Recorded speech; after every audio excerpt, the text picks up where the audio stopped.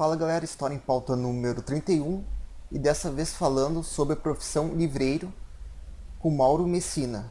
Só lembrando, quem gostou clica no gostei, compartilha e se inscreva no nosso canal aqui no YouTube. Fica agora com o vídeo.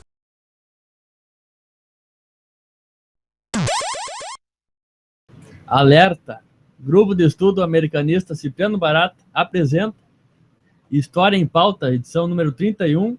Estamos aqui com um grande convidado, um trabalhador e empreendedor de esquerda de Porto Alegre, grande Mauro Messina, aqui de Porto Alegre. Então, dando as boas-vindas aí a todos os nossos web ouvintes aqui de Porto Alegre, na La Integração, para toda a América do mundo. Não, para toda a América Latina. Toda a América do mundo. Então, grande Fábio, dê teu oi. Oi. Então, o grande convidado Mauro Messina. Se apresente para nós. Tu é um trabalhador e um empreendedor?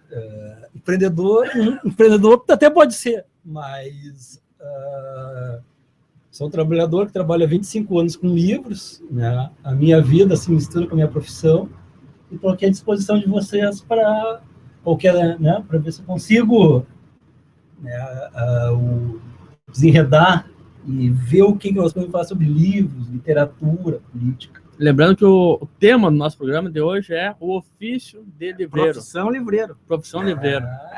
Uma profissão como de carpinteiro, como de alfaiate, como de outras coisas, quase prestes a acabar também. Quem leu A Caverna do Saramago sabe que, por exemplo, o moleiro, um livro, era uma profissão que estava acabando. Né? E eu acho que o livreiro é uma profissão que tende a acabar. Então, tu se considera resistência, então? Não me considero resistência. Eu me considero um profissional do ramo. Mas resistência não. Resistência é outra coisa, em outro sentido. Mas resistência não. Então, nos fala um pouco sobre a tua trajetória até chegar ao Ladeira Livros, Mauro. Eu começo no livro, no começo dos anos 80, na metade dos anos 80, de forma informal. Eu tenho uma trajetória de esquerda muito aliada à trajetória do livro. Porque eu tenho quando eu fazia movimento estudantil secundarista, eu era de uma organização chamada O Trabalho, que um dos quadros lá, dirigentes, que hoje até é vereador, o Adericel, ele tinha um pequeno sebo ali no centro de Porto Alegre, na Borges de Medeiros. E eu era aqui, 14, 15 anos, estudava de manhã, de tarde não tinha nada que fazer, ia para o sebo. Passava lá conversando de política, vagabundeando num sebo. 15, 16 anos. Muito de política eu gostava muito. E aquele livro me chamou muito a atenção. E o que eu começo a fazer aí para ganhar uma grana, eventualmente? Eu faço bancas. Com 16, 17 anos, começo a fazer banquinhas. Naquela época, o PT fazia bancas na Rua da Praia, de vender material, botões, etc., para o financeiro. A organização fazia isso. Então, o que eu comecei a fazer?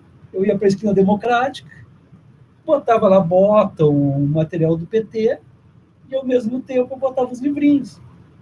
E ali eu comecei, informalmente, a gostar de vender livros. De livros eu já gostava, já tinha, por pouco contato, mesmo o contato pequeno que eu tinha em casa, né, apesar da minha mãe ser professora de história. Né, e aí o meu pai também, ele foi numa profissão que acabou, que ele era alfaiate. Ele deixa de ser alfaiate para ser cobrador. Né, mas eu tinha outra profissão que está acabando também. Vai acabar daqui um pouco, mas ele já... Né, eu tinha algum contato com livros em casa, mas pequeno, e ali eu vou ter contato maior. E aí vou ter contato com outra coisa, que é a história do comércio de livros. E que tipo de livro tu vendia nessa esquina democrática? Na verdade, eu vendia pouco. Então, o Adeli separava para mim, entendeu? Mas era só livro sobre trotskismo? Não, nada. Ele vendia o que ele tinha no sebo lá. Ele separava, vendia, e eu não tinha muita... Eu tinha 15, 16 anos, não conhecia quase nada. Eu só ia lá, vendia e tal. E a partir daí, eu comecei a botar bancas eventuais. Em 88, o PT ganha a prefeitura de Porto Alegre. E no Centro Municipal de Cultura, né, eles faziam eventos sábado pela manhã, muito sobre literatura latino-americana, etc. E eu ia todo sábado de manhã lá vender livros. O PT tinha, como é o nome daquilo? Congressos e tal, eu ia botar uma banquinha de livros do PT. O Hobbes, uma vez esteve na Assembleia, eu fui lá botar. O Paulo Freire foi uma vez no Salão de Atos, eu botei fora do Salão de Atos. Esses são os que eu estou me lembrando, assim, mais importantes.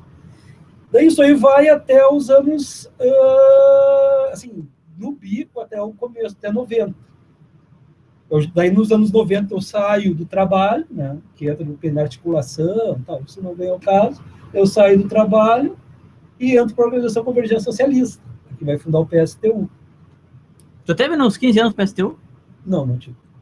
Daí eu tive na fundação, uns 15 anos.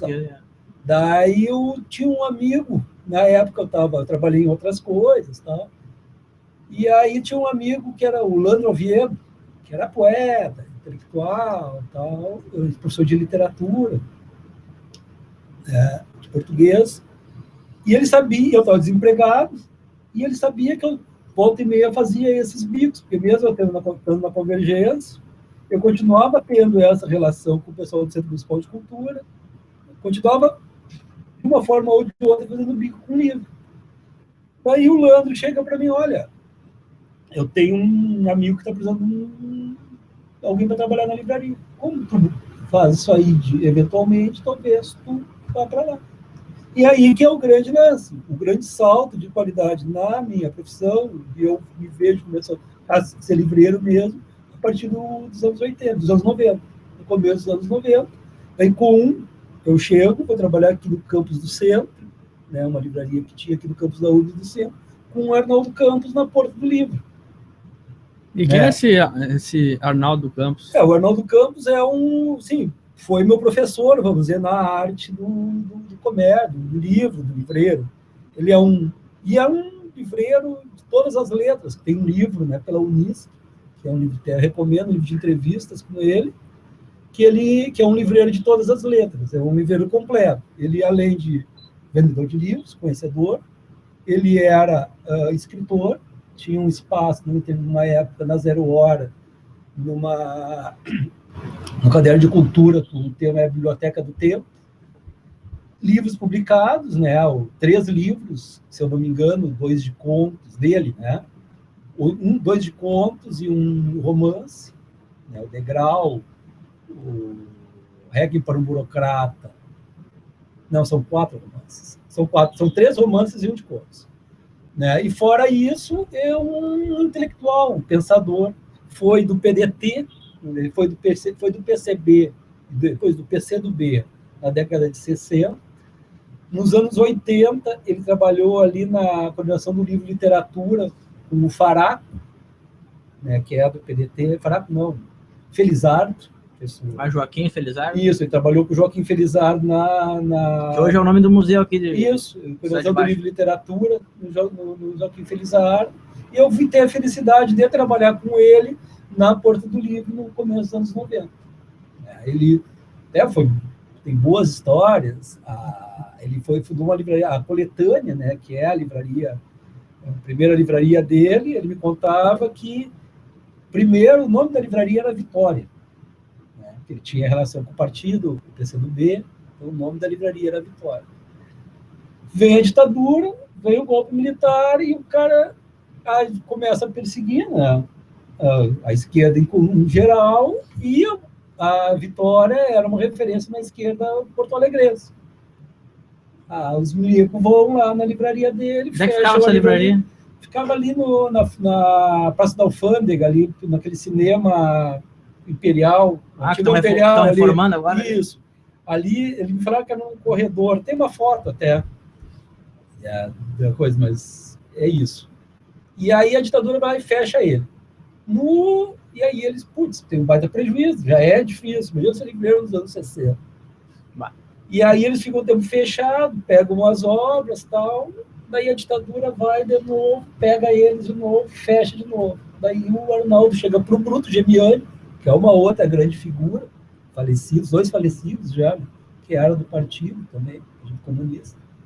E aí eles chegam assim, não, vou ter que mudar de nome, né? Porque, pô, Vitória é muito ligado à esquerda. E aí, como os caras estão lá nas cinzas mesmo, o Bruto, que era um irônico, era uma grande figura, chegou assim, tá, então vamos botar de Fênix, porque nós estamos renascendo das cinzas.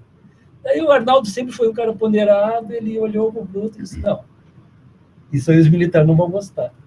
Vamos mudar de nome. Então eles colocam, daí o nome da livraria é Coletânea, que vai continuar pelos anos 70. Depois foi para o mercado público ali, mudou, mas a livraria ficou como Coletânea. Pois bem, daí eu começo a trabalhar com o Arnaldo ali em 91, no começo dos 90, 91, e vou, né, na Porto do Livro até 93. Claro, ali a verdade do Arnaldo, que era um centro intelectual, né, não da esquerda, extrema esquerda, que eu fazia parte. Ali é um grupo mais de intelectuais da velha guarda, Lauri Maciel, que também era do PDT. Era sociais-democratas, então. Não, vinha de tudo. Ia o pessoal ia do Sérgio Gonzaga, que era diretor da editora, que é mais de direita, Lauri, que era do PDT. Né? Eu conheci muita gente, o Fernando Schiller, que era do PT, agora está lá na extrema-direita. Lá. Eu conheci muita gente né, da academia e muita gente de esquerda, né, já mais antigo, com o Arnaldo. E isso aí foi para mim uma senhora escola, porque né, tu entra, né, não é tão guri, mas 22, 23 anos, nesse meio tudo é, né, escritores, Charles Kiefer, eu conheci várias pessoas que falavam comigo, o próprio Arnaldo me ensinava, e ali foi mudando, um novo mundo se abriu, né? E eu entro em Ciências Sociais na URGS também, eu faço vestibular e entro nas Ciências Sociais da URGS. Daí também isso aí vai agregar alguma coisa, porque quando eu entrei na Porta do Livro, eu cheguei a essa conclusão, a minha profissão, eu já sei que se der para eu fazer, o que eu vou ser profissionalmente, eu já sei, eu vou ser livreiro. Ali foi o divisor de águas da minha vida, assim, profissional. E ao mesmo tempo que tu estudava Ciências Sociais, tu mantinha daí eu comecei a fazer Ciências Sociais na URGS e e trabalhava na livraria. Isso aí vou fazendo. Só que daí, em 93, 92 para 93, eu saio da Porto do Livro. E eu fico só na URGS. Só que daí na URGS tem um detalhe que eu vi, que eu já tinha sacado que eu ia sair da Porto do Livro lá, né, por questões de relacionamento. Tá? Tinha banquinhas de livros na URGS. Assim, eu chegava lá, tinha 3 armários de livros. Os caras chegavam, as livrarias chegavam, abriam os armários, entendeu? E vendiam os livros. Aí eu, né, tô nessa. E aí tinha um outro camarada meu que estava desempregado, Moisés. E aí eu cheguei uma vez para o Moisés, o lance é o seguinte: os caras vendem livro lá, acho que não tem autorização nada. O que nós vamos fazer?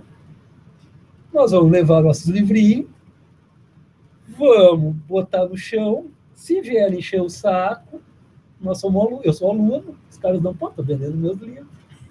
Sacou?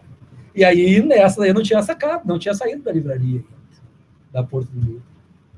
E aí o Moisés estava desempregado, estava matando cachorro a grito, como se diz. Pô, beleza.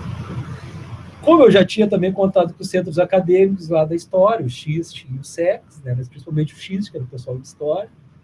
Então, eu comecei a fazer o seguinte: eu saio da Porto do Livro, pego os livros, levamos lá para o campus, na sacolinha, abrimos lá um pano sujo, como o Moisés brincava, e ficava lá vendendo os livrinhos no chão. Acabava a história, acabava a banca, isso aí começou com meia dúzia. Daí foi, já era uma caixa. Daí não tinha onde guardar. Daí nós começamos a fazer um acordo com o centro acadêmico, nós botar lá. Daí acabava a banquinha, eu pegava a caixa, levava para o XIST e ficava lá. Outro dia de manhã, eu ia fazendo. Daí começou uma outra história, que foi bem legal, que é a história dessa banca, que eu comecei a trabalhar na URGS. Eu fiquei lá de 93 a 2006 trabalhando com a banca do Mauro, daí lá, que ficou mais conhecido, lá no Campos do Vale. Então, começa com o Arnaldo, né, toda essa minha relação com a universidade, né, e vai acabar lá no Campos do Vale com a banca do Mauro. E não tem uma influência também na FAPA? Trabalhei Também na na FAPA FAPA também. Aí é que tá. Daí, num determinado momento, eu comecei a trabalhar na FAPA também. Conheci a Joaquina, o pessoal de lá, e aí eu vendi livros na FAPA também. Aí era na URGS e na FAPA. Até tem uma história, mas daí eu sei, posteriormente eu conto. E aí a banca era a seguinte, nós ficava no corredor, aí o Moisés acaba arranjando emprego ali no Adeli, nesse Cebinho aí, que ele está até hoje ali, e eu começo a fazer a banca lá no Vale. Entendeu? Aí vai, aí teve, como era um corredor, daí tinha um bebedouro no meio, eu improvisava, eu botava uma madeira aqui, outra madeira aqui, e botava os livros. Daí o pessoal queria tomar água, tinha que vir estragar o bebedor, daí queriam me tirar daí como as outras bancas começaram a fechar, as outras 3 bancas começaram a fechar, que tinha. Fechou, porque tinha custo, não sei o que lá, e a única banquinha que ficou foi a minha, no final das contas. E aí os caras volta e meia, vamos tirar o Mauro. Não tinha nada que fazer lá, os burocratas da universidade. O problema da universidade é o cara que vende livro lá. Daí os caras iam lá me apertar, vamos tirar. Daí eu pegava os centros acadêmicos, fazia um abaixo-assinado para manter a banquinha. Então fazia passava em sala de aula, fazia toda uma história para manter a banca. Daí nessas aí eu fiquei até na URGS, né? Primeiro no corredor até 2001, e depois no DCE, que eu arranjei um lugar lá 2 vezes, até 2006. Em 2006, daí, eu e a Ana, né, que é minha sócia, nós fundamos a Ladeira Livres. É mais ou menos esse é o histórico até chegar na Ladeira Livre. Então, dá para se dizer que a principal influência foi o Arnaldo Campos ou teve mais livreiros que te influenciaram? Eu posso dizer assim, enquanto profissional, enquanto ética, enquanto conhecimento, o Arnaldo é uma referência. Para mim é inegável. Eu conheci outros livreiros aqui em Porto Alegre que, né, ótimos livreiros, né? Tem nacionalmente, tu vai ver a biografia não como livreiro, mas como editor, o Enio Silveira, é uma biografia linda, né? Também de intelectual, também de esquerda, né, que confrontou a ditadura, faliu por não aceitar a ditadura, não aceitar o autoritarismo, né? Editor muito importante na formação, editor Lukács, editor Gramsci, editor Trotsky, editor Deutsch, né? Então o Enio Silveira, para mim, também é uma grande referência, né, enquanto editor, enquanto intelectual. E tu, enquanto um livreiro, tem qual relação com os clientes do Sebo Ladeira Livres? Olha, cara, eu procuro... Primeiro, eu levei muita gente até a livraria, ali sobreviveu num determinado período, graças à relação que eu tinha com o pessoal lá da universidade, do Campos do Vale, né? Pra gente ter uma ideia, quando eu abri a livraria ali, eu tinha 2006, eu tinha 600 livros. Né? A livraria estava falida. Então já fazem 10 anos, né? Faz 10 anos, esse ano há 10 anos. Eu estava falido, na realidade. Em 2006 eu tinha saído das ciências sociais, estava vendo geografia, né? Me faltava meia dúzia de cadeira para me formar, eu ia dar aula de geografia e ia abandonar o livro porque eu estava falido. Aí eu vendi os últimos livros que eu tinha praticamente na feira, e quando surgiu, graças aos meus colegas lá da Nova Roma, até, que é a livraria que fica na frente, que eles estavam entregando uma sala, eles chegaram para mim e disseram: Mauro, tem essa sala, nós estamos entregando a livraria ali na frente, e se tu quiser, tu pode abrir ali a tua livraria. Daí eu, cara, mas eu não tenho livro, não tenho nada, não tenho nem dinheiro para abrir. Não tem problema. Nós estantes, nós emprestamos para ti, entendeu? O aluguel nós mantivemos no teu nome, vai lá e faz. Então, eu abri a Ladeira Livros graças ao concorrente, que é a Nova Roma, entendeu? Senão eu não teria aberto. Senão, hoje eu seria um professor de história, de geografia. Mas há medíocre uma... professor de geografia. Medíocre. Não, assim, tá, tô brincando, mas eu era Tá sendo ruim. irônico, né? Eu era ruim. Eu era um péssimo professor. Mas eu era muito ruim como professor. Mas daí o que veio? Os caras chegaram e disseram, toma aí. E aí eu abro a Ladeira Livros ali.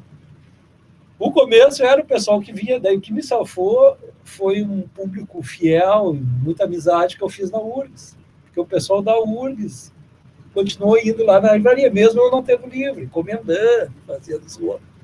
Então, ali, a minha relação primeira é isso, eu tenho uma relação, né, procuro ter um vínculo com muita gente, procuro atender bem, eu não se diferencia, né, as pessoas procuram não diferenciar, né, e aí tu faz uma relação a isso, que pode até, eventualmente, ir além do comércio, porque, né, vai da amizade, vai do conhecer, etc, etc. Mas aí tu atende bem e procura qualquer tipo de público, né? Não diferencia. Mas a relação entre os vários sebos de Porto Alegre, tu acha que é mais de concorrência ou mais de ali um ajuda cara, o outro? Tu vê o capitalismo, né, cara? Mas embora haja essa concorrência, há uma solidariedade, eu acho assim. que o livro é uma coisa que é idealizada, o ramo do livro. É idealizado. As pessoas pensam que a pessoa que trabalha com livros é diferente, né? Ou um cara que vende livro... Acho que é mais intelectual? Que é intelectual, e por ser intelectualizado, talvez seja mais legal, e seja mais descolado, ou seja menos capitalista, ou menos isso, ou menos aquilo. Não, cara, é um ramo, é um mercado, é uma coisa como qualquer outro.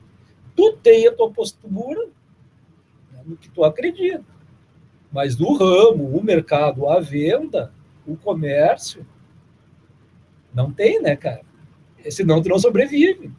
Eu conheço a história de quantos livreiros de esquerda que faliram, que tem uma história muito bonita. Pega o Bolívar, não sei se vocês conhecem, que não é da geração de vocês. É um grande livreiro. Não é um professor de história? Isso. Que se formou na FAPA, né? Isso, ele grande participou livreiro. Da nossa Singers americanista.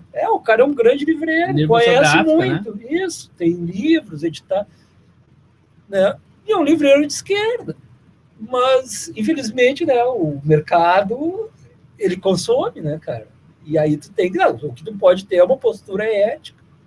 Tu tem que ter uma postura ética, tu tem que saber como se relacionar com as pessoas. Não ser, na realidade, uma coisa que o sistema capitalista é filha da puta. Não pode ser filha da puta. E manter a ética das relações, do respeito com as pessoas. E não seja filha da puta, porque daí tu vai ser até... Não sendo mau caráter, tu vai ser contra o sistema. Porque o sistema em si é o sistema mau caráter, é o sistema do mau caratismo, é o sistema de pegar, se dar bem em cima do outro. Entendeu? No livro, cara, tem concorrência, mas tem que ter uma ética. Se tu tem uma ética, respeita o outro livreiro. Se o cara precisa de ti, tu vai lá, não tem problema ajudar, tu vai. Aí tu começa a ter relações, e aí sim tu começa a ser respeitado no ramo, e começa por ali também criar, vamos dizer, uma contra-hegemonia. Se é possível ter uma contra-hegemonia dentro do capitalismo. Aí cada um acha que quer. Eu acho que não, mas vamos lá. Mas falando sobre livros em si, quais são os primeiros livros os livros que mais te marcaram pessoalmente? Quando eu vi essa pergunta, eu estava pensando nisso. O primeiro livro que eu acho que é aquela série Vagalume, sabe? Não sei se é do tempo de vocês. Eu conheço, li muito essa série. Aquela série Vagalume foi importantíssima para mim, né? A Ilha Perdida do Dupré, estava me lembrando quando eu vi que vocês iam perguntar isso, aí eu fiquei pensando nisso, a Ilha Perdida do Dupré. É um livro que até hoje eu me lembro dele, né? Aquele, o Dr. Xisto. Então, essa coleção... Muito bom que ele, Adeus, Menino. Adeus, desceu. Mas, não sei se é esse. Adeus, Menino. Não mesmo. Tá. Mas essa coleção para mim foi importante, né? Porque foi aonde eu tinha 2 ou 3, era barato, conseguia na biblioteca. Então esses livros aí foi o meu primeiro contato, que eu lembro, porque minha mãe quando eu era no primeiro ano lá, primeiro ano, segundo primário, minha mãe trabalhava na biblioteca, na escola. E aí eu sei que lá que eu ia para a biblioteca, etc, etc. Mas isso aí ficou muito distante. Então, enquanto livro mesmo, essa série Vagalume, para mim, foi importante. Cara, depois tu vai, como eu começo a militar nos anos 80, ali, né, numa organização tida como marxista, né, eu vou ler o Manifesto Comunista, vou ler o Veias Abertas, sabe? Vou ler aquilo que aquela geração estava descobrindo, entendeu? Então, eu vou indo com uma formação básica. Quando eu li On the Road, do Kerouac, ali eu já tinha mais de 16, 18 anos, mais ou menos, que é o pessoal da geração Beat, que também eu ia do Bonfim, entendeu? Aquilo ali também foi me abrindo para outros caminhos. Foi a Idade da Razão do Sartre, isso aí eu já mais adulto, foi outro livro que me marcou bastante, que é a história do rompimento, a história da crise, o que tu vai fazer da vida, uma tia lá. Né? Então, são livros que vão formando um caráter, né? Que o livro, na verdade, ele forma caráter, né? Forma a pessoa. Né? O Profeta Armado, Desarmado e Banido, do Deutsch, aquela trilogia, né? Me aproximou muito mais do Trotsky, também, que eu já tinha, e vale muito a pena ler. Então, tu vai lendo coisas para formação pessoal, formação política, e vai determinando o que tu pode ser da vida. Claro, depois tu vai ser livreiro, é uma profissão. O historiador leu teoria da história, porque faz parte da formação dele, teórica. O livreiro, como ele é mais, não precisa ser um conhecedor profundo de uma área, vai lendo o que quiser, entendeu? Então, hoje, ainda bem, um diletante quase, né? Ainda bem que na minha profissão eu leio o que eu quero hoje e ponho o livro fora. Se eu não quero ler, eu ponho para vender, começo a ler, sabe que vou vender. Mas teve livros importantes na minha vida. E esses livros até me ajudam, porque na hora um cliente chega, eu tenho que indica um livro para presente, por exemplo. Tem uma coisa eu não tenho. Tem Guri ou Guria? Tá, Guri, 18 anos. Pô, dá On the Road pro cara. Entendeu? Tá, mas dá tal coisa. Então, tu vai lendo e vai aprendendo para também no trabalho. Né? E quando um cliente chega, de repente, e pede um livro do Maquiavel chamado Pequeno Príncipe, como é que tu mas daí é brinquedo. Daí é brinquedo. Aquilo ali foi uma... Ali foi o... Isso aí é meio tá no folclore dos livros, né? Tem aquela história do Raiz do Brasil, de Sérgio Buarque, tá na parte de botânica, entendeu? Outra parte, a outra coisa que brincam é que na ditadura o vermelho e negro foram numa livraria, pegaram o vermelho e negro porque ser anarquista e comunista, entendeu? Essa do Pequeno Príncipe rolou agora aí por causa do nosso procurador lá do Ministério, né? Mas, estamos aí. Continua aí, garoto. Bom, nós temos uma pergunta de uma companheira de grupo de estudos lá do Facebook, que é a Aline Justino. Professora de História lá do Ceará. Nordestino, sempre nos acompanhando. Mandou a seguinte questão. Gostaria de saber qual o maior desafio encontrado durante sua profissão de livreiro? De que forma você está contribuindo para a formação intelectual de sociedade? Olha, minha amiga, o maior desafio é sobreviver vendendo livro, né? Montar um sebo, montar uma livraria e continuar existindo. Esse é o desafio cotidiano. Outro desafio é tu manter um acervo bom, um bom estoque, um bom acervo para as pessoas continuarem indo na livraria, né, e tendo a sua formação que elas procuram. Na realidade, o livreiro ele não é um formador. Né? Eu não tenho essa pretensão, acho que ele não é um formador de leitores. Ele pode, o máximo que ele pode fazer é balizar, ajudar, entendeu? Tem esse autor, tem fulano, tem Beltrano. Então, o que eu faço para a cultura da minha cidade, o máximo, é dentro das limitações da minha profissão, entendeu? Então, dentro disso, eu procuro, o que tu acha leio os 50 tons de cinza ou como fizemos a revolução? Leio como fizemos a revolução, entendeu? Mas dentro disso, mas mais que isso, o livreiro, enquanto indivíduo, não tem muito o que fazer. Mas, embora o livreiro não seja um formador intelectual, há contribuição intelectual. Claro, mas, claro, tu ajuda ali, né? Tu tenta dar um pitaquinho, né, cara? Por exemplo, a tua relação com o pessoal lá do Centro Acadêmico de Geografia, de Ciências Sociais. Mas é que tu dá um pitaco, né, cara? Porque tu vai fazer o mínimo, fazer o que tu pode, na realidade. Mas a minha grande alegria e a grande coisa é ter montado um sebo, uma livraria, e sobreviver disso. Isso aí, para mim, é a minha grande alegria por ter esse sebo. E bem na entrada da tua empresa, tem um quadro do Lenin. Já resultou em alguma divergência com alguém? O quadro do Lenin foi um presente que eu ganhei do guri que trabalhou comigo lá, o Robson. Ele disse, Mauro, vou te dar um presente. Daí ele veio me dar o quadro do Lenin lá no Soviets. O Arnaldo, quando tinha a Porto do Livro, ele tinha a Bíblia de um lado e o manifesto do outro na entrada da livraria para provocar. Né? Era um provocador. Para muitas pessoas, o manifesto é uma Bíblia, né?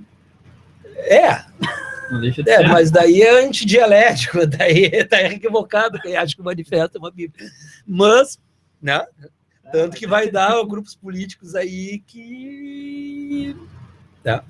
Mas a história é a seguinte, daí o Arnaldo tinha essa coisa. E eu, quando eu recebi lá o presente do Robson, eu pensei, esse Leninzinho ficava bem na entrada da livraria. Daí, por quê? Porque ele provoca, né? Porque o Lenin provoca mais que os outros. Né? Mas se botasse o Stalin seria bem pior. Não, o Stalin eu não colocaria o Stalin por questões ideológicas, nem eu botaria o Neumann Brizola. Não, mas seria provocativo colocar do lado, seria provocativo colocar de um lado o Stalin e do outro Trotsky. Não, o Lenin provoca mais. Ele também. O Lenin provoca mais, né, para mim. Então, e tu tem que, quando tu olha, mesmo sendo trotskista, stalinista ou trabalhista, a contribuição do Lenin para a história da humanidade é importantíssima. Ele mudou a história da humanidade. Existem muitos trabalhistas que são leninistas, inclusive. Então é uma contradição em si. Não, a Vânia Bambirra, que assinou a Carta de Lisboa, é uma grande teórica marxista. Tá, mas... Carlos Araújo, por exemplo. Mas foi só uma provocação. Mas o Lenin é um cara que, né, com a Revolução Bolchevique, ele mudou a história da humanidade. A história da humanidade muda a partir de 17. Por mais que os períodos, né, os conservadores, estejamos no período da reação conservadora violenta, o Lenin tem que ser uma referência para as novas gerações. Então, além de ter além de ser homenagem ao amigo, é uma referência que, né, não se entrega, e por mais que é um período, né, de reação conservador, a chama da revolução ela tem que continuar. E a história vai provar que socialismo ou barbárie, e era isso, continua. Mas aproveitando esse negócio do Lenin, teve muita gente que já te perguntou, por que Lenin? Por que Lenin? Não, isso aí não perguntam, porque né? Mas tem duas histórias, uma à direita e uma outra, vamos teoricamente à esquerda. Eu coloco o quadro do Lenin lá, vem um senhor, olha, Lenin, genial guia, e eu, eu só olhando pro velho, daí ele chega para mim assim, o senhor, e depois ele começou a ir mais na livraria, o senhor não quer vender o Lenin? Eu falei, esse é o presente de um amigo, não quero vender. Porque eu quero botar ele no meu escritório e ele ficaria lindo ao lado do meu quadro do Stalin para nos guiar, não sei o que, Eu não quero vender. Até ontem, esse senhor foi lá na livraria com o Ho Chi Minh. Olha aqui, não quer trocar o teu Lenin por esse Ho Chi Minh? Eu não quero. Essa aí é uma história legal, que eu achei engraçado, cara. E a outra veio um cliente com agora da direita. Da direita. tatuado aqui com uma metralhadora do lado lá e uma cruz de ferro, que era da insígnia, com a decoração nazista aqui. E aí ele começa, olha o Lenin, e começa, este assassino, e começa a falar mal do Lenin. Eu não estava, era um outro colega que estava. E aí ele chega, né, daí fala mal do Lenin e tal, o Hugo nem deixa passar batido. E aí depois ele chega para mim, Mauro, ainda bem que tu não teve aqui, olha, porque tava um nazista falando mal do Lenin, tá. E aí vai, os caras normalmente eles respeitam ali, uns não vê o que é, nem enxergam, outros não sabem quem é, e aí vai porque o público da livraria é muito amplo, né? Aproveitando o Lenin, a gente vai pedir que o Voz do Além leia aqui uma frase do Lenin, do livro Obras Completas, Democracia Operária e Democracia Burguesa, que é um escrito dele. Que está na linha do tempo do nosso convidado. É verdade, que eu peguei do professor lá de São Paulo, que é do PCB, o Mazeu. Peguei dele. Voz do Além. A voz pirata do Além. O proletariado dará seu apoio à democracia burguesa, não sob eventuais pactos relacionados a não provocar pânico ou terror, nem porque a considere uma aliada segura. O proletariado apoiará a democracia burguesa enquanto esta combata realmente a autocracia. Este apoio é necessário ao interesse da conquista dos próprios objetivos sociais e revolucionários do proletariado. Por que tu colocou essa citação, Thalina? Porque é no momento político, né? Nós temos um momento político crítico, né? E aí qual é o papel da classe operária, qual é o papel do Partido Revolucionário? O Lenin fala isso aí comum. Então nós temos que, a partir dessa frase, né, desse texto, ver qual é o papel realmente do Partido Revolucionário e qual é o papel da classe trabalhadora na arena política. Mauro, nós vamos nos encaminhando para o final aí, tu tem tuas tarefas de livreiro para cumprir, mas eu queria fazer a última pergunta, a seguinte pergunta: qual a importância da Feira do Livro na tua visão de livreiro aí? Para a livraria ali, nós tem que pensar assim, o que tem muita polêmica em relação à feira, né? Uns dizem que a feira está acabando, outros dizem que ela tem que mudar, e etc. E tal. Primeiro, eu acho a Feira do Livro importante como, né? Eu acho que ela está acabando? Não, eu acho que ela vai ter que se modificar como o livro vai se modificar com o tempo, né? As outras, está entrando tablet, está entrando um monte de coisa, então o livro vai se modificar e a feira também vai ter que sofrer alterações. Mas tu tem numa praça pública, né, a possibilidade das pessoas terem acesso a 50 mil, 60 mil, não sei, uma infinidade de livros e títulos, a pessoas que não entram numa livraria. Imagina, fico pensando, vai na cultura, tá? Muita gente que não vai entrar em shopping. Se entrar em shopping, vai ter um guardinha atrás, certo? Daí esse cara não entra em shopping que vai ter um guardinha atrás. Vai entrar numa livraria com uma cultura, vai ter um contato mínimo com o livro? Não, né? Então a feira é onde na praça, né? E a praça onde quem é o dono da praça? Quem tem que ser o dono da praça? É o povo.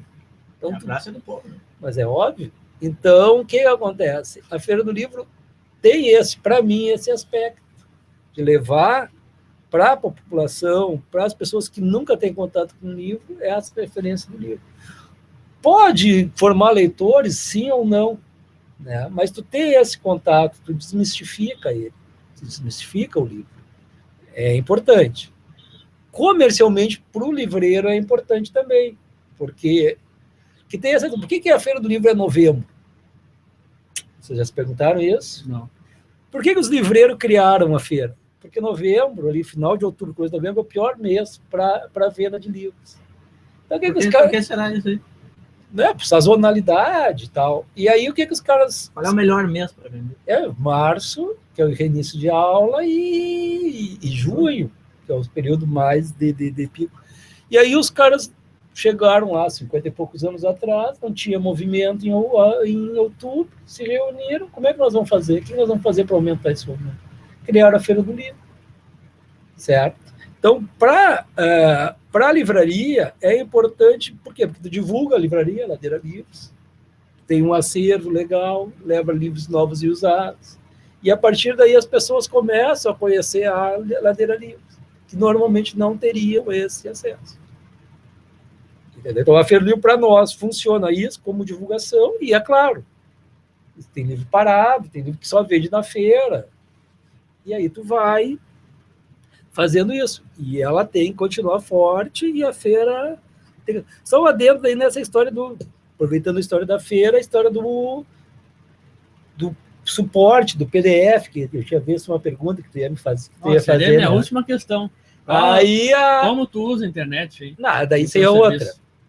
Mas você fazer duas. Então vou ter... PDF, assim, a internet é uma grande aliada nas vendas, ou ela te prejudica? Eu vou fazer as duas, né? Eu vou fazer duas, são 10, 15, mais 10 minutos eu tenho. Tá bom. Daí o que acontece? Eu vou repetir uma coisa que vocês pensam, pô, mas esse cara é comunista, o que é?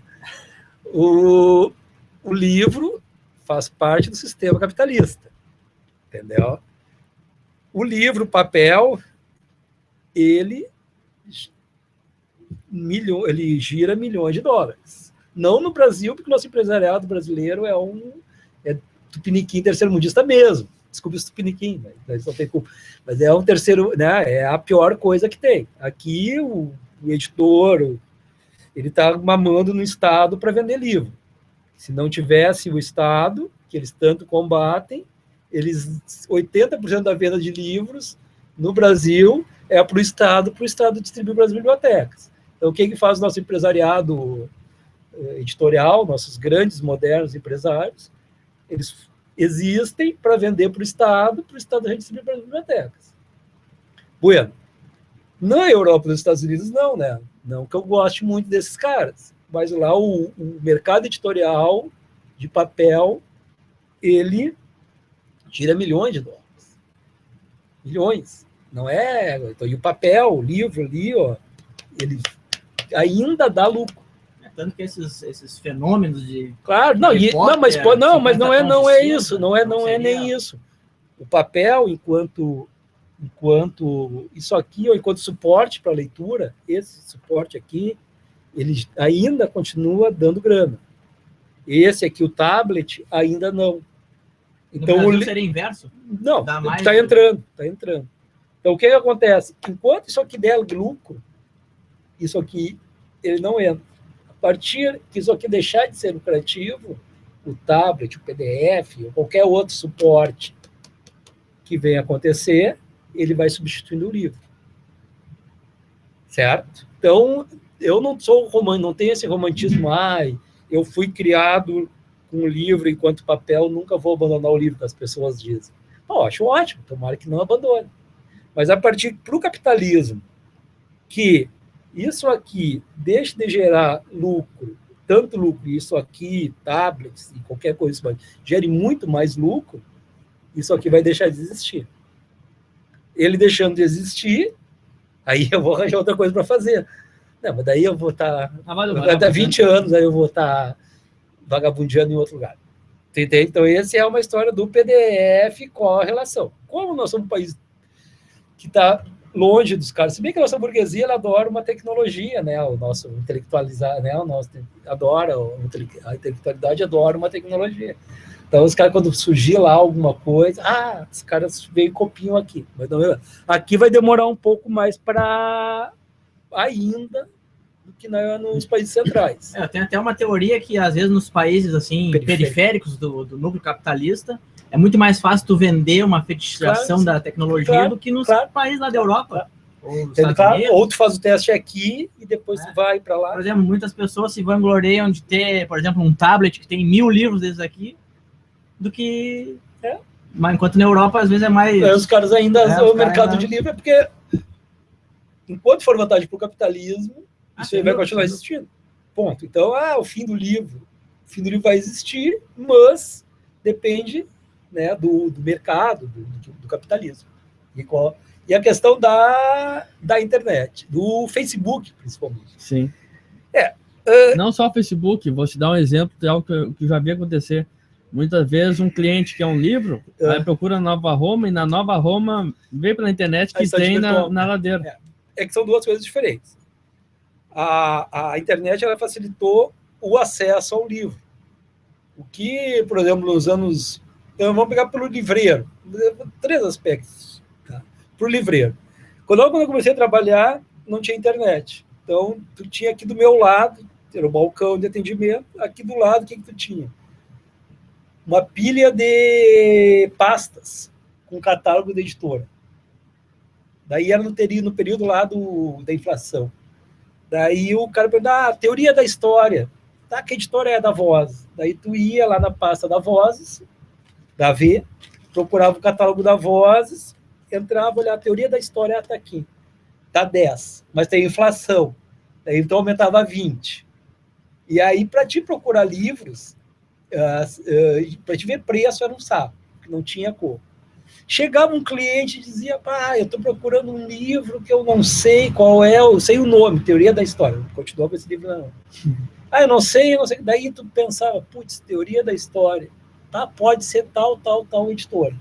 Daí eu ia no catálogo da editora, das editoras, procurava até achar. Daí ligava para a distribuidora para ver se os caras tinham. Agora não, cara. Agora qualquer um chega lá numa livraria do Zé da Silva lá, o Zé da Silva, Teoria da História, autor Barros. O cara vai na internet, Teoria da História Barros, entendeu? Então, o acesso ao saber o livro, conhecimento e ao próprio livro ficou muito mais fácil. Tu pode pegar um livro que está na cultura, pedir pela internet, beleza. A estante virtual é outra coisa, que foi uma mudança fabulosa daí nos usados. Tu pega, tem todos os sebos do Brasil, qualquer livro usado, tu pode né, e achar o livro lá mesmo raro. E aí nós se interligou, né? Daí fica fácil. O cara vai na Nova Roma, tu tem uma boa relação com os outros sebos. Tu vai lá na Nova Roma, Teoria da História, tem na Ladeira Livros. Vai ali do outro lado da rua. Então, aí é que tá a questão do acesso. As pessoas têm acesso ao livro mais fácil, né? Ou novo ou usado.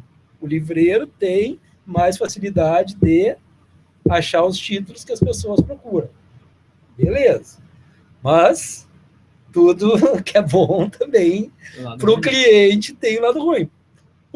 Uniforme, no caso dos usados, daí é os donos é o sebo que coloca. Tu uniformizou o preço do livro. Antigamente eu pegava o livro, botava Teoria da História Barros. Tem edição, vê quanto é que o máximo que tu olhava era o preço do livro da edição nova, 30%, era 10, tu botava por 7, 6. Agora não. Agora tu vai, estante virtual, tá 40. Mesmo se tu fosse botar por 7 e tá 40 na estante virtual, vai botar por 7? Claro que não, né? Vai botar por 35, é óbvio. Então, o que acontece? Isso aí uniformizou, né, a uniformidade do preço do livro. E, ao mesmo tempo, a questão da obra rara, né? Antigamente, a obra rara era obra que estava esgotada, que não tinha como, né? Agora não. Agora, um livro que está esgotado há 10 anos, os caras, inclusive eu, cobram o preço do livro 100 pila, sabe? Sim. Eu não estou... Entendeu? Quer dizer, então, que por um lado facilitou, por outro uniformizou. Mas no 9 vezes fora, eu acho que melhorou muito daí a possibilidade do acesso ao livro. A tua forma de trabalho melhorou, facilitou. Claro, e facilitou para o consumidor também, né? Para as pessoas. Qual é o livro mais caro que tu tem lá, né? Cara, não sei, eu tenho que ver lá. Mas, não sei. Tem os livros de 300 bota assim uma média de preço. Os mais caros é R$300, 400. Que livros são esses? São alguma coisa, mais técnico. Né? Eu não trabalho com livro raro. Tem um livro Cipriano Barata que é muito raro. É um livro pequeno, né? Tô demorando. Mas é que aí eu sebo um buraco negro, às vezes, né? Tu 40 mil livros, uma pessoa pega aqui, coloca numa outra estante, tu nunca vai achar, tu vai achar um mês depois. Certo? E aí, para finalizar a história da estante do Facebook, eu uso principalmente como ferramenta para provocar mesmo. Eu acho que as pessoas têm que ser provocadas, porque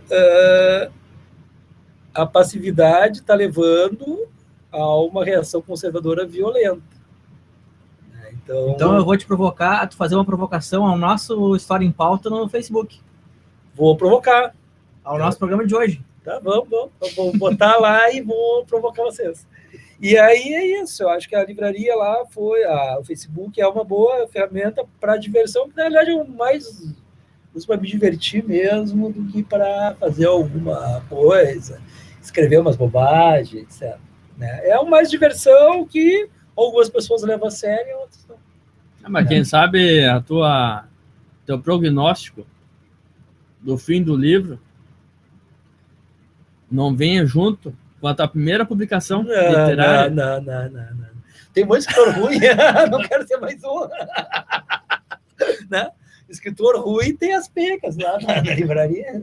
Tem um amigo que está editando agora, que virou editor, nós estávamos conversando, e ele disse, de 100 livros que li, eu digo, mas de cada 10 livros, um presta. Entendeu? Porque editar é muito fácil também. Isso é uma outra vantagem da tecnologia, né? Tem grana, vai numa editora, os caras têm aqueles livros por demanda, põe aqui, vai lá, acabou. Entendeu? Certo? E daí, acho que depois nós falamos do neoliberalismo em outra oportunidade hoje. Né? Quem sabe na nossa Singras Americanista, que é um evento que a gente faz. Estamos tentando fazer tudo mesmo. Então tá, Mauro, muito obrigado pela eu que agradeço a oportunidade. Quem quiser algum livro, alguma provocação, vai lá no Ladeira Livros, que fica na Rua da Ladeira. 385. É um ponto de referência em Porto Alegre. É a única rua que o nome foi dado por uma empresa, né? Eu não sei. A Ladeira Livros. Não, é que lá tem lancheria Ladeira. Quando eu fui botar o nome, foi isso, eu não tinha nome para a livraria. Até agora, a primeira vez que eu falo isso. Eu não ia botar o nome, eu não tinha nome para botar. Daí tem estacionamento Ladeira. Do lado tem lancheria Ladeira. Barbearia Ladeira. Porra, faltou a livraria. Faltou uma livraria. Daí eu, com o meu marketing, estudei lá com aquele pessoal lá que tá na Lava Jato, marqueteiro do Lula lá e tal. Aí eu, Ladeira para complementar. Então é isso, gurizados. Então, muito obrigado pela presença. Grande Mauro Messina. E sexta-feira, História em Pauta, ao vivo, às 3 horas da tarde, com o pessoal da La Pirata.